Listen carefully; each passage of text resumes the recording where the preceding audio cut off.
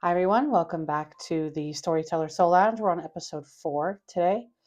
And what I'm going to do first is kind of do a bit of a PSA here because I wanted to emphasize this real quick as I continue the podcast or whatever this thing is in this liminal space.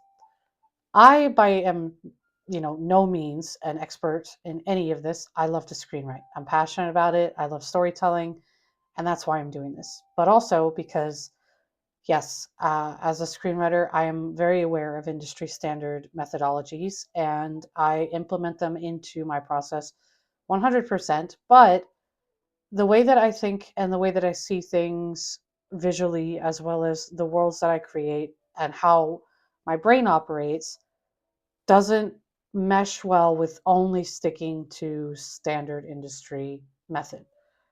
So I created this soulful storytelling toolkit box, if you will, toolbox, to help me with the way that I approach storytelling. I'm an overthinker. My anxiety gets to me a lot. I think too much or too hard on a story, on characters. Sometimes I overdo it and I stay stuck on a scene. I procrastinate. I get depressed. I beat myself up. I also overthink too many ideas. I have an overactive imagination and I'm working on multiple projects at the same time. So I built methods that help me hone in on what I'm trying to do, especially someone who cares very much about the details of something. That is why I built these things.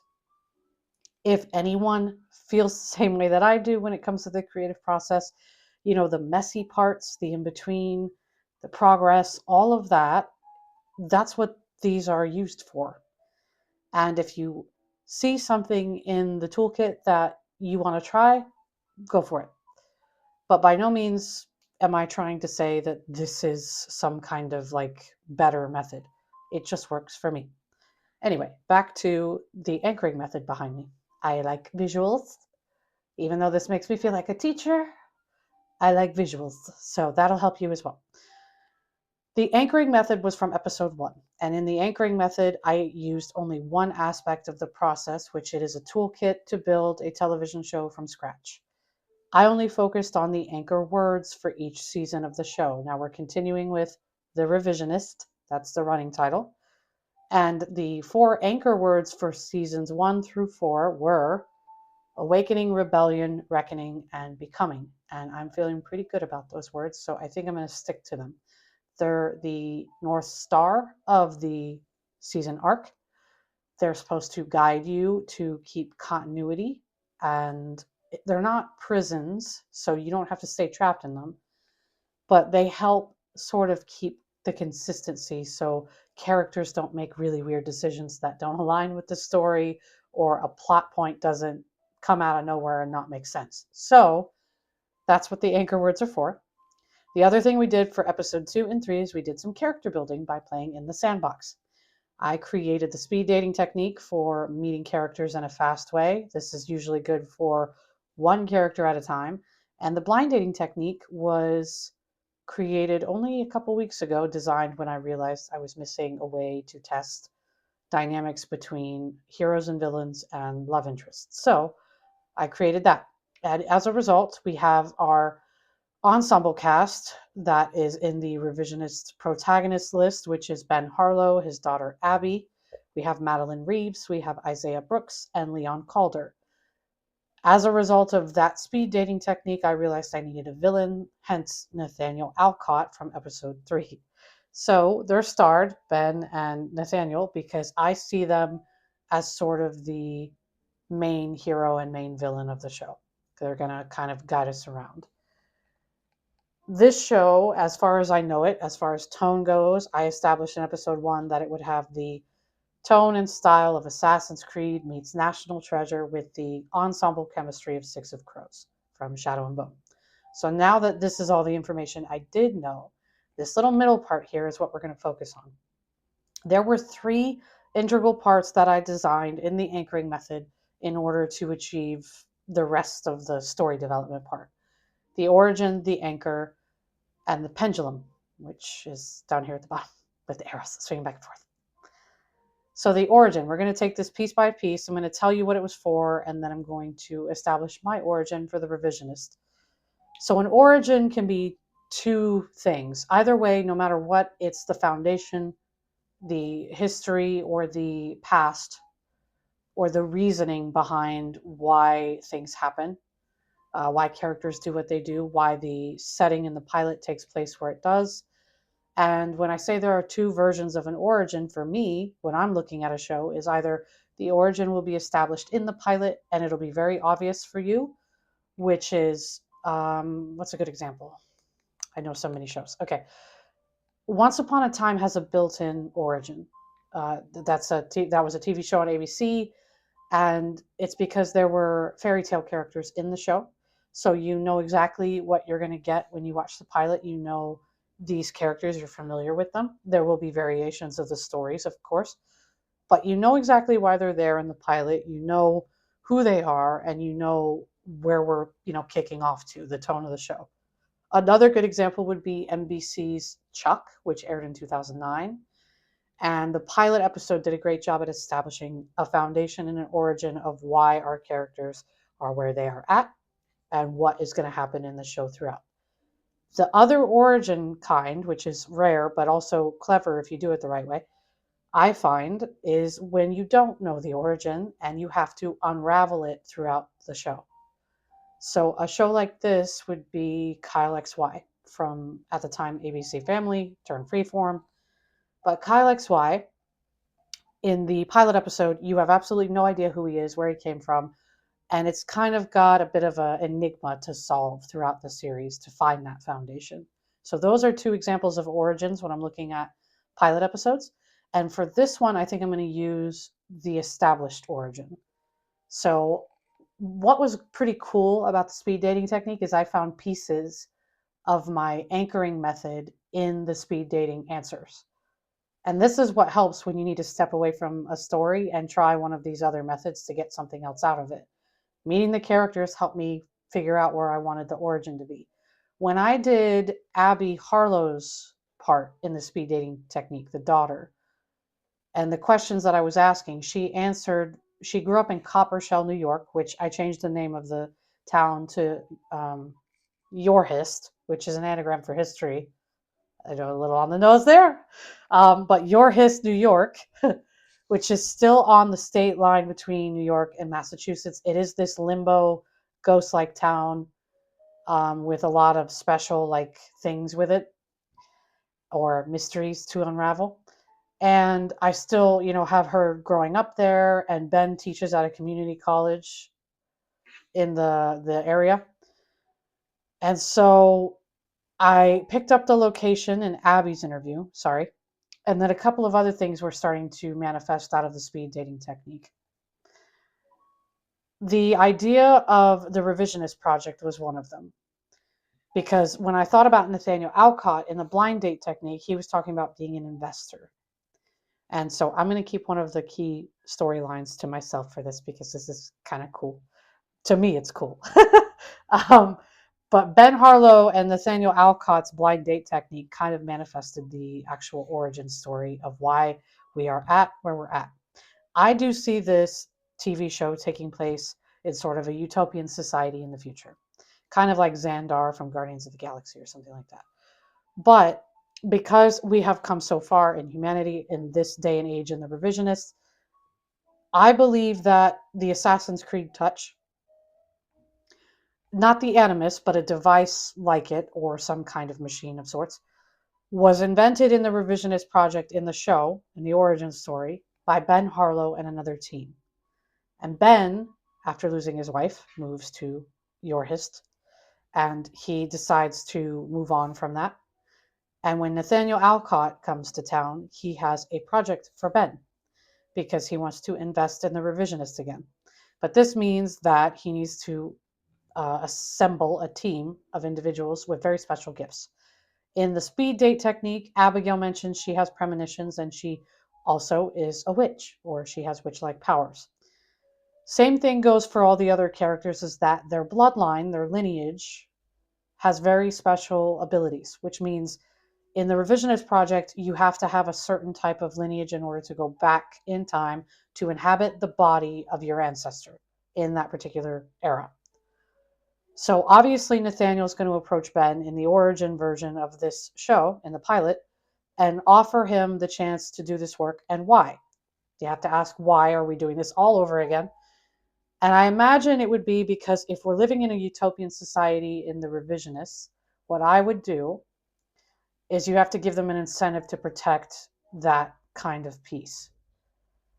Granted, I always think the smartest villain would be the one to give him an ulterior motive and make him seem like he's being helpful when he's not.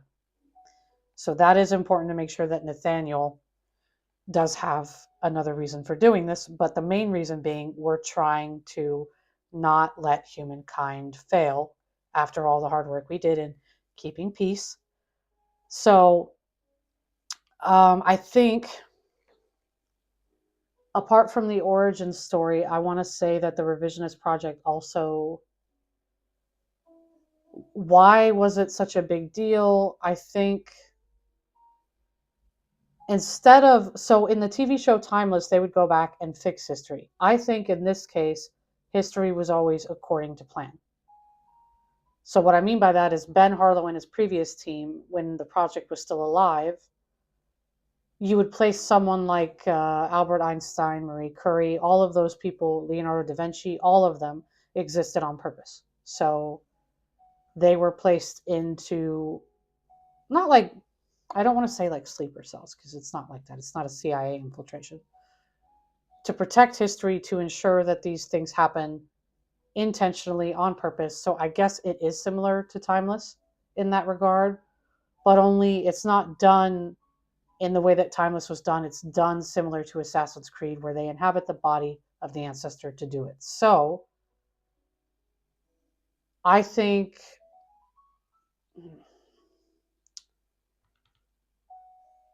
that's the origin story. I think this is one of those things where I have to figure out the deep dive of why the Revisionist Project existed. Because I know it has to do, for me, I know where my brain is leaning. I know it has to do something similar to an Animus, but it's not going to be called the Animus because it combines Assassin's Creed, so it's inhabiting an ancestor with special abilities. So you can say Abigail goes back in time and inhabits the body of a Salem witch. And then the other thing I need to figure out probably is the incentive to restart it. Because right now I do like the motivation and the idea of the origin being Nathaniel shows up and offers Ben the chance to assemble a new team and go back and revive the project so he can protect mankind. Ben has been lying to his daughter. I know that much.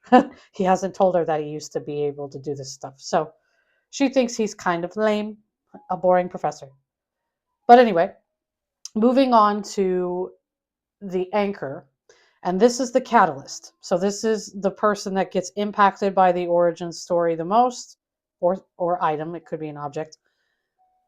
The person who impacts the present with a lot of power, and the person who can impact the future as well. So impacted by the origin, their decisions impact the present and the future. A catalyst. The one that orbits, that the objects orbit around. Example, Emma Swan in Once Upon a Time. I consider her an anchor. Her choices impact the people around her, and they impact the story. You can have multiple anchors. You can have a protagonist anchor. You can have an antagonist anchor. In my show, I want my anchors to be Ben Harlow and Nathaniel Alcott.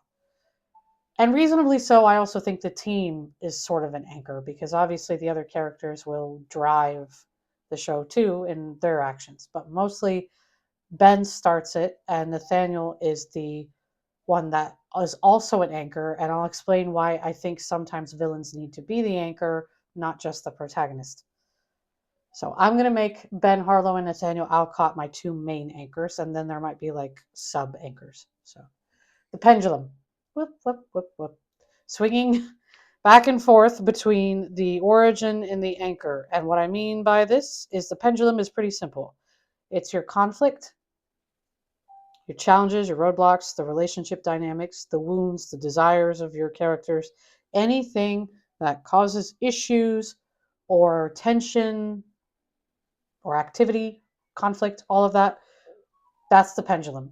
And the origin, being the foundation, pushes the pendulum towards the anchor, and the anchor's choices push it back. So the origin will constantly move it back and forth between the anchor, and then the anchor will push it. So it's like a seesaw. It's like pushing it pendulum. My God, we got this. I know what I'm doing.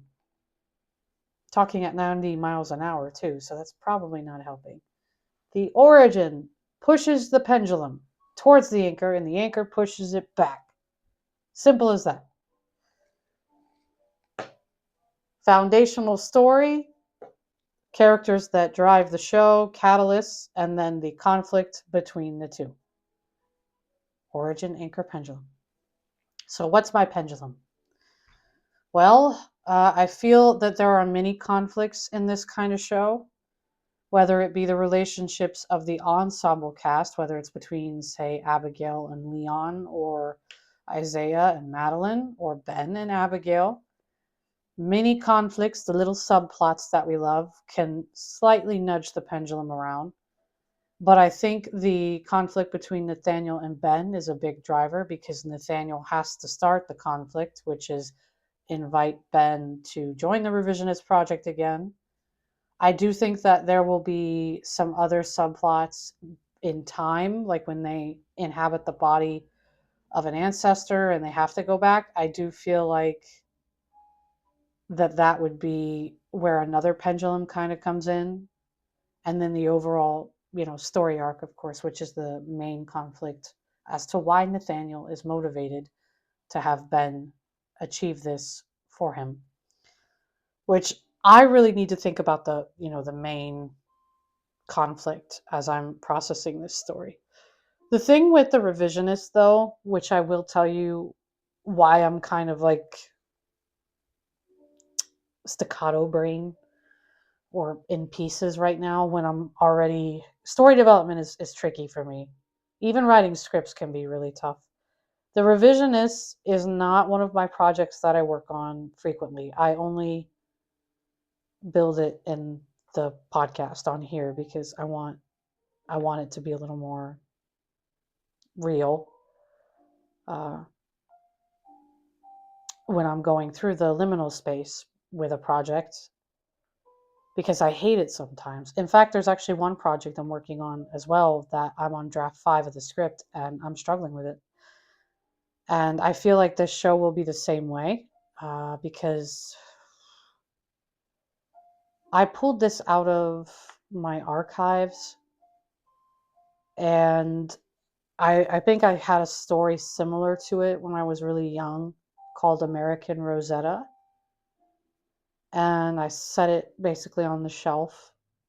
And then I brought that story up with another one called The Great Adventure series, where there was an ensemble cast. And I thought, okay, well, let me build this one in real time and see what comes out of it. And I changed the title, obviously, and the storyline's shifting a little bit, but I loved the idea of Assassin's Creed meets National Treasure with the misfit chemistry of Six of Crows. It sounded interesting, and I just have to figure out how to make it my own. And again, I don't know if I'm going to love this idea by the time I finish it.